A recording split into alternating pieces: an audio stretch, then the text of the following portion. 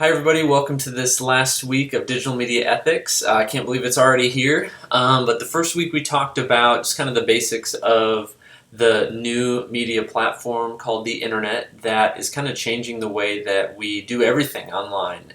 Business is run, basically how everything has kind of changed because of the onset of the Internet, and so we have to look again at our ethical principles and guidelines. And so the first week we talked about those basics. The second week we talked about truth and how to get truth and what that means for sourcing, like finding information on social media. The second week we kind of talked about transparency and the importance of being very honest and open with your audience, and just about your news gathering strategy and about just dealing with a smarter audience.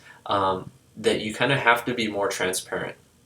And then third, this week we're gonna talk about community, and that is the kind of third guiding principle for new media ethics. I guess this is pretty interesting because there's a new shift that's happened because of the internet. Whereas before, journalists and media professionals would really think of their consumers as an audience, as a disjointed or kind of a far out group of people. And so thinking of your audience in that way, one of the ethical thoughts was that we need to minimize harm as much as possible. And so, trying to figure out how your coverage was affecting your audience was really guesswork, and trying to guess at how maybe providing certain information or disclosing certain sources or treating your audience as kind of this disjointed group. You have to kind of think about how your coverage and your product will affect your audience. But it was abstract. It wasn't very easy to find out how your product was affecting the audience. And so the audience was really seen as a means to an end. What can I get out of my audience to get what I need done? How many eyeballs do I need to see on my product before we sell it? And so there were lots of measures to figure out how healthy your audience was. And trying to maybe get information. Maybe a reporter would use the audience as a means to get that information, means to an end. But in today's digital environment, this audience really is no longer an audience, but it's a community. And as you'll see in the information that follows in the articles, Jay Rosen, in one of his articles, points out that we're dealing with people that are formerly known as the audience. It's no longer a one-to-many communication system. It's now a many-to-many communication system, and it's no longer just a one-way street, it's a two-way street where brands are basically on the same level as the audience, the people formerly known as the audience, but now the audience have immediate publishing ability. They have the ability to communicate with a brand, and so it's important for brands and community managers to think of themselves as members of a community as opposed to speaking to an audience. And so this was a really interesting third ethical consideration, because before the internet it was just focused on minimizing harm. What's the least, what should we get done with trying to make sure that we're not harming anybody, or wondering, is this guesswork as to are we harming anybody or not?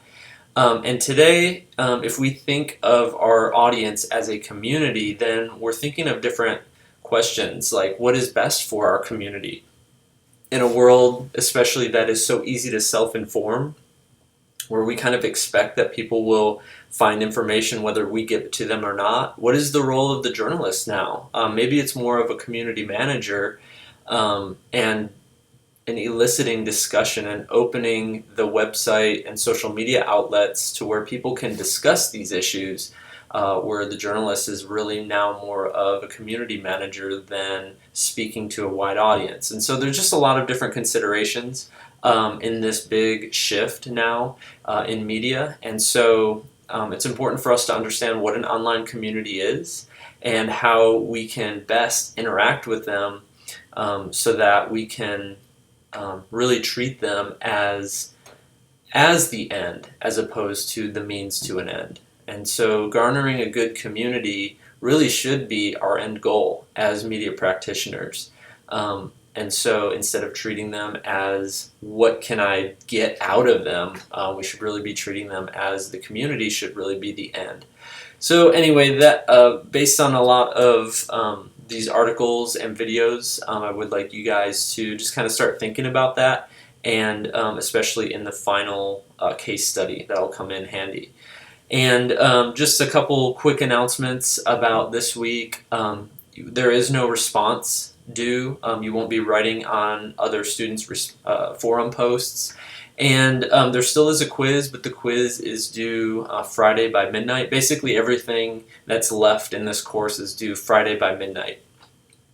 So you've got your case study this week due Friday, you've got a quiz due Friday, and you've also got your assignment where you have to interview a professional in the industry. So if you need help finding a professional, just email me and send me some just basic information on who you ideally would want to interview, and I'll see if I know anybody. But other than that, you may want to just go to certain news websites and try to contact reporters or editors, or whatever you see yourself doing in a few years. I would like you to interview that person and ask them the questions that are listed. It shouldn't be a big project. It's really just a phone call, ask the questions, write them down, and then submit it. You don't have to write a paper or anything. It's just more about getting the responses. But I think that'll give you a good experience with some real life situations that media practitioners have to deal with today in the digital world. So that is one more thing that's going to be due. And then at the very end, on Thursday and Friday, you're going to have a final exam. And that's really going to be a case study, and I'm going to list out what I'm looking for on that case study. But in general, it will cover truth, transparency, and community. And I'll give you a case study that you'll just have to, basically like we've been doing, it's just an additional case study, but it's based on everything we've talked about. And that, again, will be due Friday by midnight. So if you have any questions, feel free to email me. My email is jz18@txstate.edu. And let me know if you have any questions.